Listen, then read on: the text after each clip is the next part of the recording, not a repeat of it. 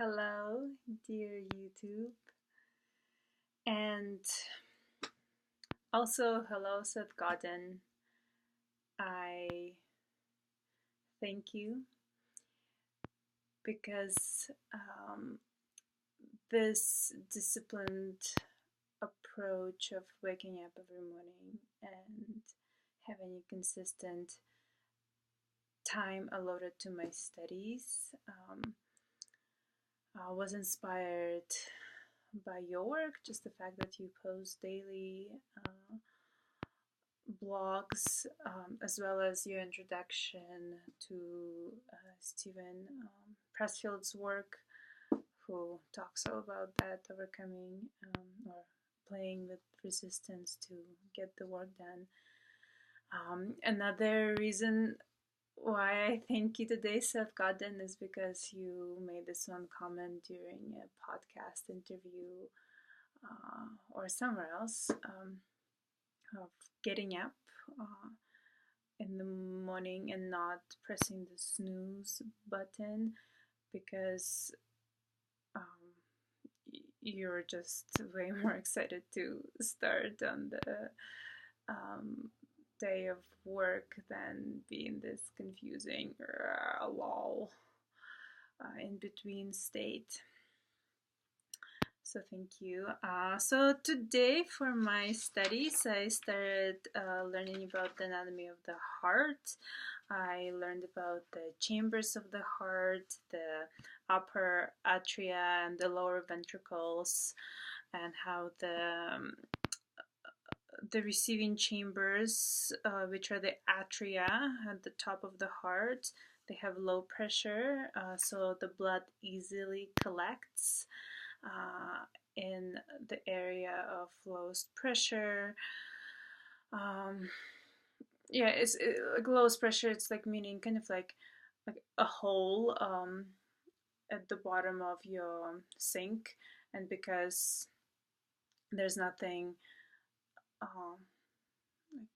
like supporting, there's nothing kind of around it holding the water against gravity. It just goes towards gravity. So lowest pressure, there's less barrier between gravity and water, and so less blockage between the gravity being able to act on water by pulling it down. So lower pressure, that's the way I understand it, maybe wrong. And the lower ventricles, which are high pressure because there's a thick wall around them and they like really hold the tone. So the fluid can be contained in there, the blood can be contained in there. And of course the pulmonary circulation loop and the systemic loop, how the pulmonary circulation loop brings the blood to the lungs, and then the systemic, and then back to the heart, and then the systemic loop brings the blood from the heart into the body and back to the heart. So I also learned about the layers of the heart, the fibrous pericardium, so it's like the connective tissue that holds the heart in relationship to, I got some pen on my face, excuse me. So the fibrous pericardium that kind of holds the heart in space, for example, in connection to the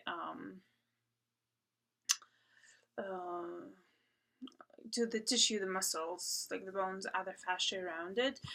So right away, releasing the pectoral muscles, just working on the intercostals, working on the area between the scapula. Right away, just like bringing that release mobility to the tissue, it will just give better space and fluidity and softness for the heart to do its job well, so the metabolism can go better. So again, Relaxation massages all the way. Um, and yeah, that brings me to this idea of, again, like why in massage, why do we always say work, work your touch, work your movement towards the heart, towards the heart, towards the heart. And it's because when the person is in a relaxed position, the muscles are not contracting, for example, at the legs and the hands and the arms, to pump with that movement, pump the blood against gravity back towards the heart. And so when the person is relaxed, we need to really work towards that the blood and the fluid doesn't pool around the extremities, but really goes to work back towards the heart. And I'm assuming that the reason why we are never asked to move, um, touch in a direction away from the heart, is because the ventricles of the heart are strong enough. It's a muscular contraction. The myocardium is strong enough to contract and spill the blood out of the heart into the body. And but there's no like that constant strength at the extremities. So that's my assumption of why we are always asked to move blood, move fluids, use touch, the direction of the touch from the extremities to the core, to the heart. And again, I'm coming back again to this idea of the relaxation massage and how actually it's a very good idea, because I can work on kind of the fascial system, and if a muscle is the fascia around the muscle is so bound and it's so tight,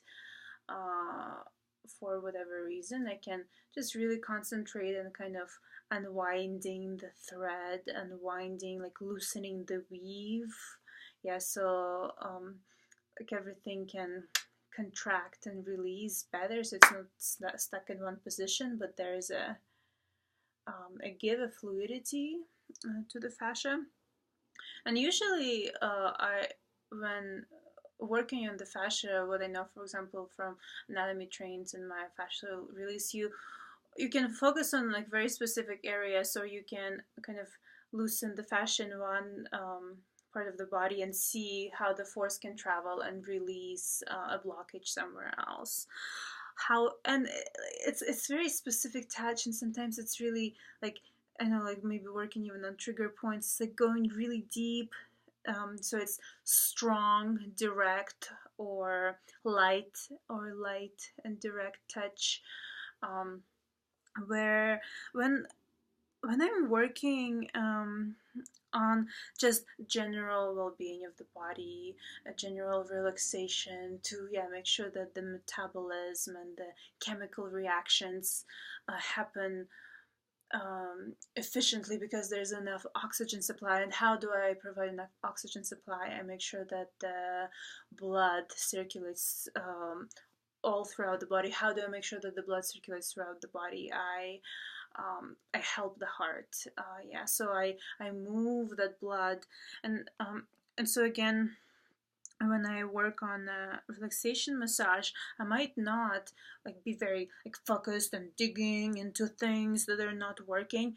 If I just really connect with that sense of blood moving, that fluid moving, and me being kind of this external muscle helping the blood along, like it's a completely different focus. There's flow and a weight to my touch, like an ocean.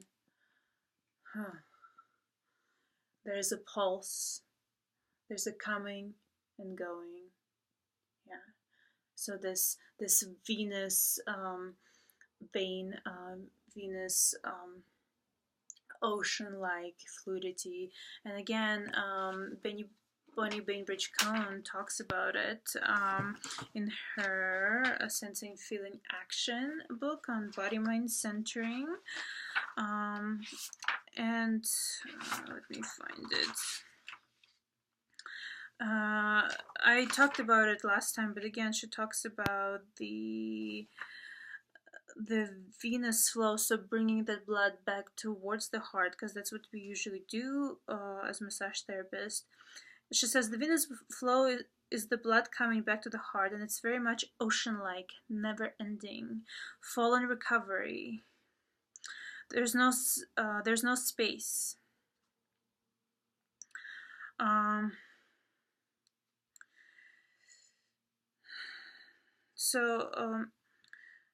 And the venous flow is a continuing swing.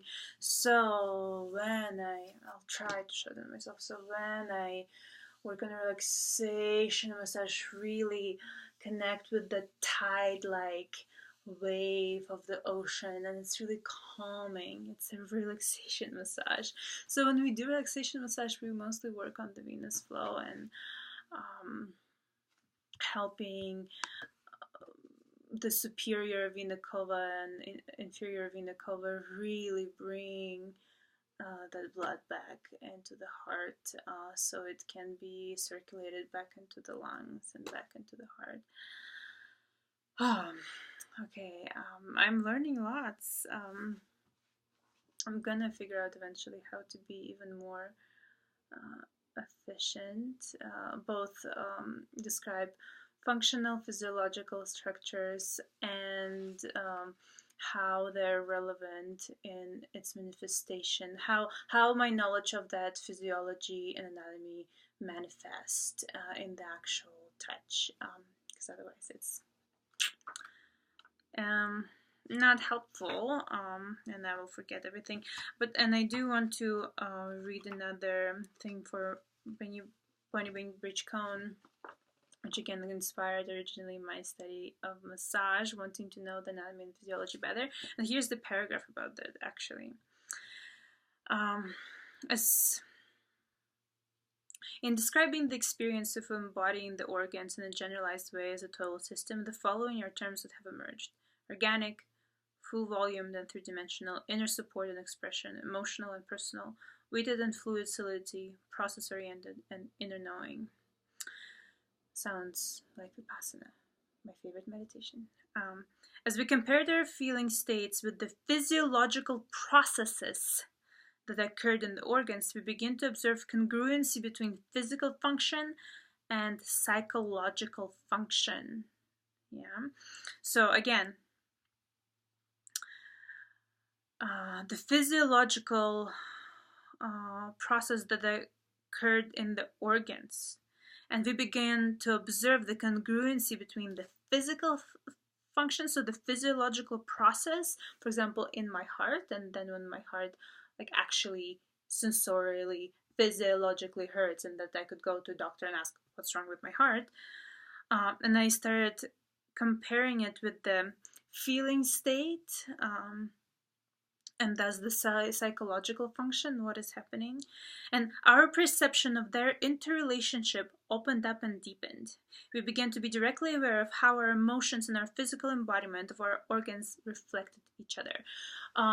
So, for example, today the study of the heart really inspired my exploration of understanding, why does my heart hurt? My mom passed away a year and a half ago, so there's psychological, emotional reason. But sometimes, I'm not really in that feeling full state of grieving for my mother, but my heart still hurts. What's that? And so there might be some blockage for the coronary arteries to bring the oxygenated blood supply back into the heart, into the myocardium, into the muscle of the heart, so it can actually do the function of the pumping, so the rest of the body receives the blood. And maybe somehow, I don't know how to figure out how to take care of myself, how to, like, really for the heart to have kind of a closed circuited loop, because as a child I was obviously attached to the mother, to my mother's heart when I was in her belly. So like I know how to kind of um, like pump the blood from the ventricles, like let it out into the world, into my mom, into, right now I'm experiencing that with my partner as well.